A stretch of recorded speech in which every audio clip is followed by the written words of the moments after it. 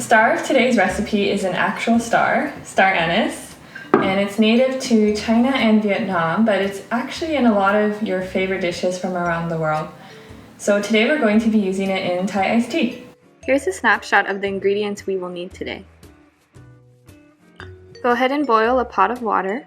So you'll need 4 bags of Ceylon tea, 1/3 to 1/2 cup of sugar, 3 star anise seeds, 1 green cardamom, and 2 cloves. So now that we have boiling water, go ahead and put the 4 tea bags in. Feel free to cut the strings off since they can become a little bit cumbersome.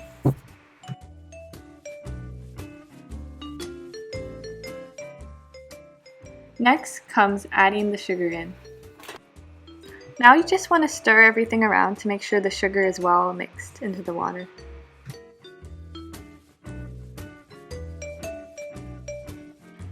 Now get ready to add the herbs in. We're going to start with adding the star anise seeds. Next we're going to add the cardamom. And now the cloves. Now let this boil for 3 minutes.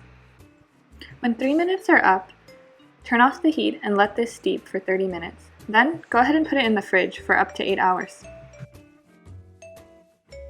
So at this point, it's now been chilled for 8 hours.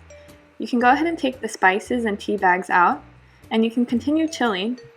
And if you like more spice, you can actually leave the herbs in for even longer. But it's actually ready to serve at this point. So keeping things vegan, I have some oat milk creamer here, and I'm going to use it as a replacement for the condensed milk that's traditionally used in Thai iced tea. One thing you'll notice is that my homemade Thai iced tea is rather brown and not orange like what you might see in the restaurants. And that's an important point actually. The mixtures that a lot of Thai restaurants use on the go, it has orange food coloring. Well, technically it's red and yellow food coloring, so I'm going to see if I can replicate that situation here. Okay, now that I've added some food coloring, I've thoroughly mixed it in, let's see the verdict. Oh, it's actually pretty orange this time. This might look a little more familiar.